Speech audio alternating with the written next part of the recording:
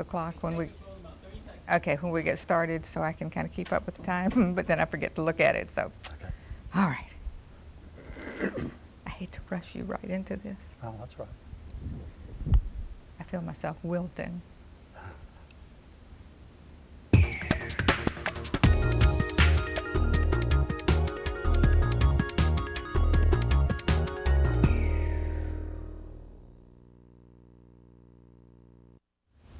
Hello and welcome to Lynchburg Live. I'm your host, Linda Smith. David K. Thomasson is a nonfiction writer and journalist who was born and raised in Lynchburg. He's just published his first novel, The First Impression, and some of it takes place right here in town.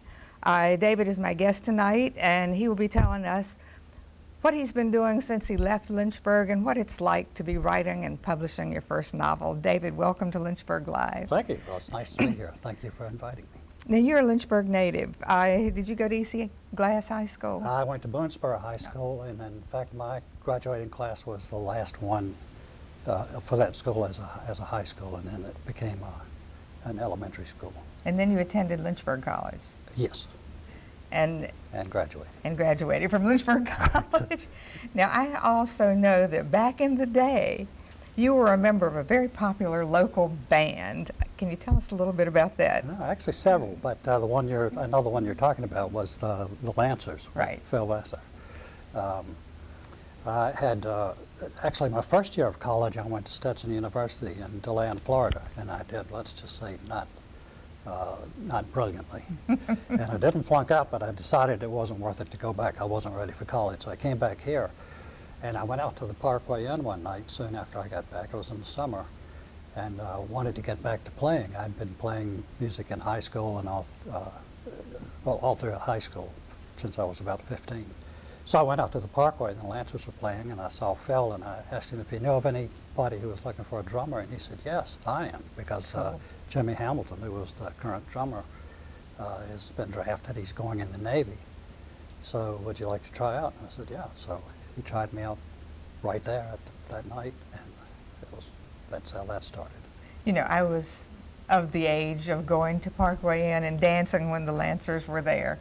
And it was always the big night. You know, if the Lancers were coming, everybody had a date, and we went. So it was cool to find out that you did that. Oh, well, in high school, I spent, if I wasn't playing myself in another band, I would go to the Parkway, and it was the Lancers were my favorites, them and a band called the Chasers. But I sweated away many a Saturday night with the Lancers before And little Phil Vesser Mm-hmm. has gotten very popular in country music, too. Right. Now, I knew Phil Jr., or PG, they called him then. He was about as tall as his table. He was 4 or 5 years old when I was in the Lancers. Yeah, the times have changed, haven't they? Indeed they have. All right, you said in your bio that you graduated from Lynchburg College with a degree in math, and then you said, of all things. Right. Were you surprised to find out that you had an aptitude for math? Well, I'm not sure I did have an aptitude for math, but I had enough to major in it and get through it. The of all things was because like I guess lots of kids in high school, I just wasn't a good math student. And my first year of college, that sort of semi-disastrous year in Florida, I took college algebra and I made a D+, and I think that really was a gift from the professor. So when I got to Lynchburg College, I discovered I was going to have to take algebra and trig as a requirement for graduation.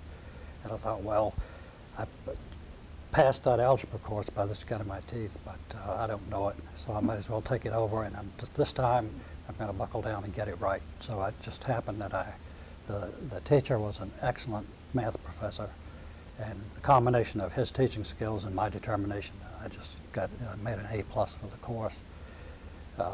Breezed through trig just as well, and then because of his influence decided to major in math. So really it was a matter of doing what I was able to do best at the time. Well, when did you leave Lynchburg, and why did you leave Lynchburg? I left, well, there's a good story here. Now this, well, the first time I left Lynchburg was to go to, it was after I finished Lynchburg College. I moved to Fort Lauderdale, Florida. And I had an idea of getting together with some people I knew there and getting into a band. But as it turned out, they weren't quite ready for prime time. So I ended up in Miami and going to the University of Miami while I worked there, just taking some courses. It was a fringe benefit. So I took some journalism courses and took to that much better than math. So after 4 years down there, just working and taking part-time courses, I'd only taken 3 journalism courses. I came back to Lynchburg and got a job at the Lynchburg News as a reporter. And this is the funny story. I lasted about 3 or 4 months there, and then I got sacked. So my intro into journalism was I got fired from my first job.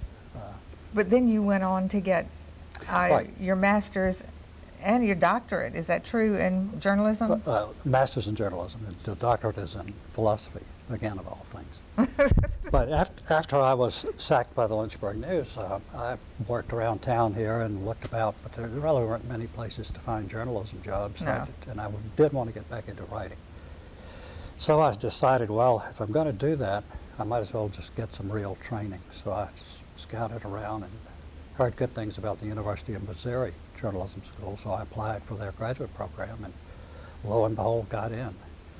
And I say lo and behold because when I got there, I discovered it's consistently one of the top 3 programs in the country. So it kind of surprises me now that I did get in. So you didn't really have any ties to Lynchburg at the time. Being able to move around was... Right, I was single, fancy-free, and you know, ready to roll. So. And then you ended up in New England. Right. I got my master's degree in journalism at Missouri. Right. And as soon as I finished, in fact, before I finished, the competing local newspaper offered me a job as editorial page editor, which is a pretty nice starting job. Yeah, that is a good job. So I took that, and then a year and a half or so later, I decided I wanted to go back into academic work in philosophy. So I started at the University of Missouri, since it was right in town, in their philosophy program. And then after a year of that, I thought, well, I'd really like to find something more challenging. I was doing very well at that, and I decided I would try to find a more challenging program if I could. So I tried a few of the Ivy League schools, and Brown accepted me, of all things. Great. So. You sound so surprised every time something wonderful happens. Well, it's because I never was a good student, I think, because I started off such a drag. You know, I was just so-so in high school, and in the first year of college, it was like sort of academic probation. And so here I ended up at an Ivy League school, and not only that, they gave me a full scholarship and a stipend to boot. So that was a great experience. That was. But I liked what you said about leaving New England and coming south again. Yes. Could you tell our audience what you said? I thought that was about the winters and the people. The winters. Well, that far north, the winters are really depressing. You get up at dark and go to work with your headlights on, and by the time you come out and come home, it's dark again. So the daylight is while you're inside. But it's just a different culture. They're just not Southerners. If you grew up with Southern hospitality, you won't find it in New England. Right. They do have their good points, but Southern hospitality is certainly not one of them. Yeah, I think there's no substitute for that. Now, you currently live in Washington, D.C. Mm-hmm. How long have you been there? Just about 15 years now. And you do what there? Well, now I freelance. I'm a freelance writer, but I do contract work. I originally went there.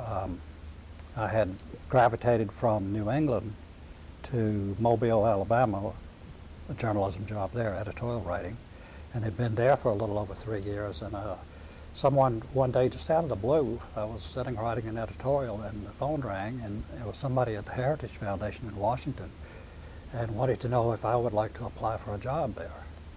And I said, doing what? And they said, oh, senior writer for development. And I thought, well, now, development, that's begging for money, right? And I'm an editorial writer. So anyway, I went up and talked to them, and then I discovered that actually the development writing is marketing. And it's very much like editorial writing. You're selling the organization right. to donors. So it's basically trying to persuade people to your point of view, whether it's for raising money or some political topic in an editorial. So I moved there, and it turned out to be a nice change from editorial writing. And you've stayed a while. Been there ever since. I was at the Heritage Foundation for 7 years, and then I was doing so much work sort of off the books for them. I got to the point where I was working on the clock part-time and doing contract work, a lot of speech writing. I got into speech writing there. And all of that was contract work off the books, so it got to be so much of it, I said, I'm just going to go full-time as a consulting writer. Well, that's cool. And not punch a clock. And I mainly wanted to talk to you about your novel. And you've just gotten published. When was it? The first of the year? February. February.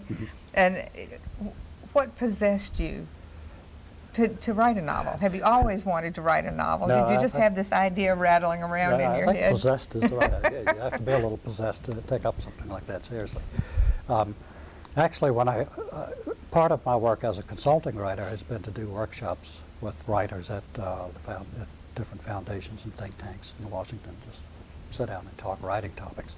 And one thing I got into was I got to reading on my own, reading about fictional techniques applied to nonfiction writing, and it especially applied to speech writing. Just to give one example, when you're writing a speech for someone, you can't be speaking for yourself. Obviously, you're writing for them to speak for themselves.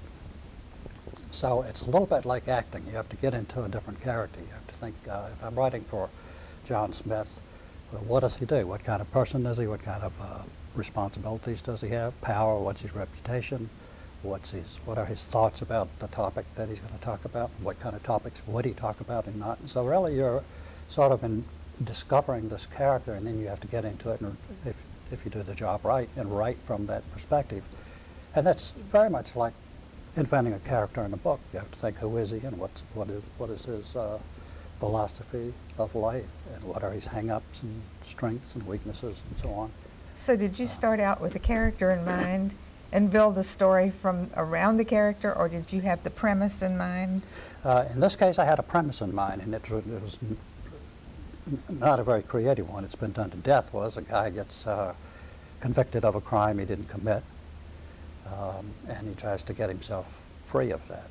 And that's, of course, it was a TV series that was very successful on that, and then a movie was made of The Fugitive and all that.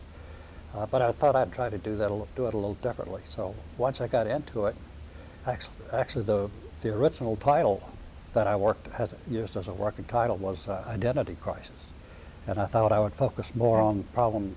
I hesitate now because I don't want to give away spoilers for anybody who might read the book. But what if, I'll just put it this way, what if a person changed his physical appearance so radically that his closest friends wouldn't recognize him? What would that do to your sense of your own identity? And if you told them then, look, it's me. It's the same old me, but they say, well, it doesn't look like you, and your voice has changed, and everything's changed. But then I thought, well, that's getting too psychological and philosophical. What I want is a rip-roaring story that will hold readers and keep the pages turning. So I focused more on the premise of if he gets convicted, how does he get out of his scrape? And what does he get convicted of? I went through all kinds of crimes first before I settled on this murder. Was there anything personal in the book? The main character, Jack Bolt, is a dirt poor orphan hillbilly down in Buchanan County, Virginia, where I've never been. Only by Google Earth have I been there. But he loves literature, and his salvation from his miserable life, and he's got no friends, and his parents are dead, and he's got an alcoholic uncle who beats him to death half the time. And it's a miserable kind of a life, and he has a teacher who gets him hooked on reading the classics. He starts with Charles Dickens. And so he loves especially the 19th century British authors. And that's me. That part of me I put in there. The rest of it, fiction. No. As far as I know, Sigmund Freud might say otherwise, but I think it's mostly not autobiographical that way. What made you decide to set the story in Virginia, and specifically in Lynchburg?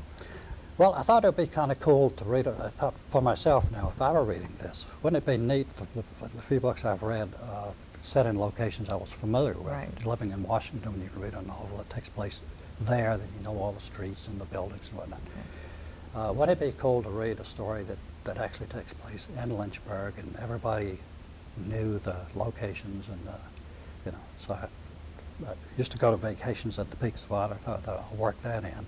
That part is actually me, my love of the peaks. This isn't giving away too much for listeners. The murder takes place at a church on Rivermont Avenue, but the church is completely invented. So I didn't want to invent a church that use an actual church and have someone murdered in the basement. So, you know, that was in reading the book, right.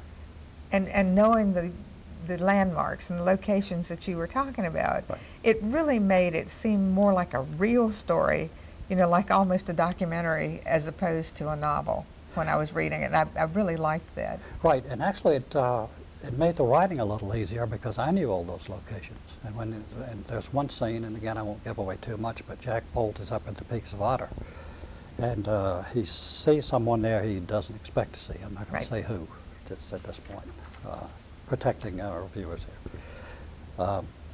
And so he wants to wait. They're having lunch in the dining room there, and he wants to wait and see this person come out. So he goes into the little lounge next to the dining room, and they call it the Bear Claw Lounge. Right. Well, this is a real place, and it happened I was at the Peaks on vacation when I wrote that chapter, so I took my laptop over there and I sat in that lounge. There was nobody else there. I had the place to myself because I wanted to get the description right, the furniture and the setting and all that. So actually I drafted that chapter on location, so I know I got that part right. What made you decide to call it Finchburg instead of Lynchburg? Are the legalities involved with something like that? No, not really. My original intention was to make the town a lot smaller. I'd already decided I wanted the locations to be authentic for the sake of the readers, so they'd know, you know, they'd hear familiar things. Rivermont Avenue and Peakland Place, I think, gets mentioned, and River Road, which goes up to the other side of the river, in the Peaks. And I used all the roads 229, but I wanted to make it a much smaller town because since this is going to be a guy who gets framed for a murder he didn't commit, I thought, well, we can't have sophisticated big city kind of investigators. So a smaller town, it would seem more plausible that the investigators would miss things or wouldn't be quite like the CIS shows on TV. So that was the main reason. You've brought some pictures. Phil, if you'll put the pictures up, we'll get you to tell us what they are. And for those of you who are watching, this is the book, and this is a picture of the book behind us. And incidentally, I talked to Danny Givens at Givens Books, and he said they are going to stock that. That's wonderful. So you can get your hands on it locally. Aha, there it is. There's your band. Now, this is a picture that you have cleaned up, right? I bet the actual head has a split in the bottom right corner of it, but I think that may be the next picture. That was in a little flat cardboard box in my brother's attic in Richmond, and he turned it up several years back, and he said, "Do you want this?" And I looked at it, and I had no idea that it still existed, but that was the bass drum head, so I said, "Sure, that's a nice keepsake." So. And there it is. That's an enhanced. That's the real thing. I spent many a happy night behind that head, and there are my beloved peaks. Yeah, that's beautiful. That was shot from a location that's probably the best view of the peaks to be found anywhere, and the place, if anyone watching wants to go see it, it's a house that Lynchburg College bought. And if you go out Peaks Road, there's a little, I guess it's before you start down the hill into the bottom, you go through sort of a flat valley, and then you start winding up the hill to the... It's just gorgeous. To the Peaks Lodge. But there's a little lane, there's a store on the right that sells, you know, that's a little fruit stand and such. And right next to it is a little gravel road called Cloverlea Lane, Cloverlea. And you just follow that all the way back about a mile or so. It's just a one-lane gravel road. And there's this old, looks like an antebellum southern homestead, beautiful white two-story building. And Lynchburg College bought it to do botanical work and biology for biology students to go out there and study natural habitats. And that's shot right off the back terrace of that house. That looks like the same but a different same thing, view. not cropped, but it's just a beautiful view. think that's all of those. And here I am. That's not a beautiful view. No, that's a lovely view. All right, you know, what made you decide on a murder? Well, I went through all kinds of things, all kinds of business scams and embezzlements and just all sorts of wrongdoings. To sort of went through the crime book, and then I thought, well, murder is good because you can get to do really serious time for it. And I guess I chose it because I sort of ran out of the other options. I figured out how to make the murder work. How long did it take you to write your book? Well, since it wasn't a full-time job, it's hard to say when it was finished. I think I've actually got a file at home where I kept notes and put dates down as when I was working. But I would say in a year I had a first draft, and then another year I had multiple others, and it's hard to count drafts when you work on a computer, right, because you go in and make some changes, and then you just change the file name, and then you go in and make more changes. But I suspect it's about 93,000 words, and I probably rewrote it 6 or 8 times. I think people don't have a clue how long it takes really to write something and end up with the product that you want. And then it has to go through edits, and you know, I was amazed at how long that took. And once you get into it, you find it sort of sorts itself out into different kinds of challenges and that require different skills. The hardest part, and I'm starting the second book now, is figuring out the storyline from start to finish, and then drafting it. And once you get a draft down, then comes what I guess you call major edits, where you look at the story and back off from it a bit and say, well, this chapter is just out of place. It just doesn't work here. What happens in excuse me, and this chapter really needs to come later or comes earlier, and so you switch things around and you have to change all the transitions until you get the order of it right. And in the third stage, after you've A, invented the story, B, got the storyline straightened out, and all the kinks out of it, then third is what I would call the wordsmithing, where you'd go in and polish and work on dialogue and descriptions and narrative and such. And actually I like that part the best. The very hardest part is figuring it all out in the first place. Am I right that you did the cover yourself? I did, because in a sort of an alternate life that I lead, I do commercial image retouching with Photoshop. You know, I didn't realize, when you start the book, I didn't realize how significant the cover was until I got into the book. But it's supposed to be kind of a teaser, and the impression, it turns out to be a shoe impression. And you learn that early on, so I'm not spoiling things for viewers. But I thought it was pretty cool. I've just come back from a conference where I was on a writer's panel, and one of the panels I was on was about book covers and how significant they are, and you know how if you've got the right cover, you're going to get a reader, whereas you might not if the cover is not significant. Sure. If it happens to be on shelves in a bookstore, and you've got the title in tiny little font, and it's dull colors, and a couple of books down there's one in bold, bright colors and huge title, that'll probably catch someone's eye first. And I guess the second test is if they open the book and read the first page or two, do they tuck it under their arm and take it, or do they put it back on the shelf? When you sent me your book, I was reading it and got hooked on the prologue, and then somebody came to the door and I thought, please go away, I just want to read this book. You know, and I think that is certainly a mark of a good novel, if it gets your interest right away and makes you want to continue turning the pages. Well, I'm so glad to hear that about the prologue, because I had a kind of a back and forth and around with my editor on this. Originally, I mean, the prologue was a problem. The prologue is really the backstory on Jack Bolt. Exactly. Who is he and where did he come from? And my editor said, well, don't put all that stuff in one.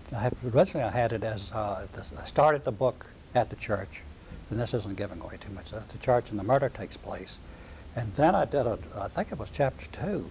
I did a long sort of retrospective where I'd go back to Bolt's beginnings and started his birth and come. But that didn't work, and I agreed. And the editor said, that's no good, because you get the reader started on the story of what's happening now, and the young girl is murdered. And now you go back and give this guy's history. So I thought, well, yeah, that's true. She says the way to do it is take it piecemeal and work in his story. Just drop it in, maybe little flashbacks, but work it in all throughout the book. So I tried and tried to do that. And I just couldn't make it work, so I thought, I'm going to do it as a prologue, and I'm going to take a chance here. I'm going to put myself sort of in it without using my name. I'm the one it starts off, Bolt is in his office, and this is after the story has all taken place. And I thought that's kind of a trick to get the reader into the prologue, is to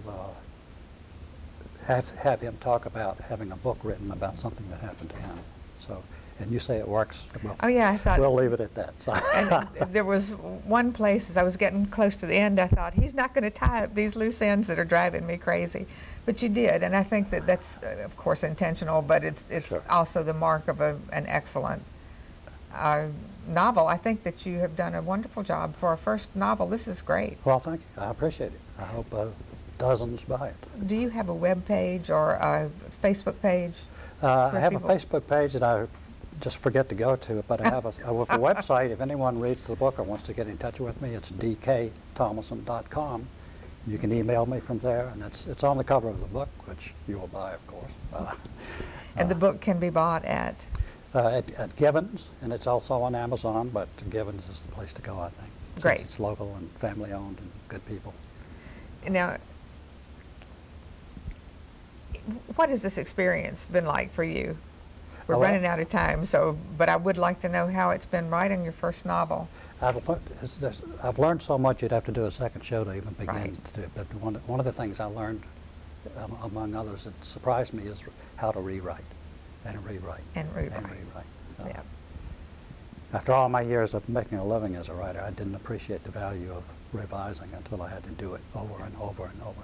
And if you've got a good editor, too, that's a terrific help. She was good. She's got more than 24 books published herself, so she knew the territory. Now, what about plans for the future, real quick? Okay. Well, I'm back here, and I'm going to keep freelancing because I work from home, and I'm starting on a second book, which will be centered at, as far as I figured it out, Poplar Forest. Great. Thomas Jefferson's second home. So you're moving back to Lynchburg? I am, as we speak. That's wonderful.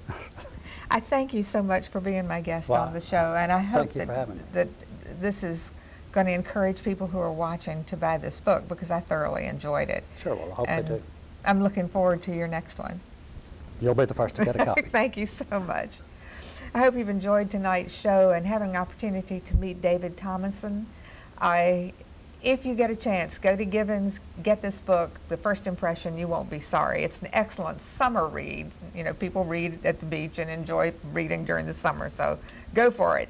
My next show will feature Tom Gertie and the Insights from Inside project. Thank you so much for watching. Have a wonderful evening. Good night.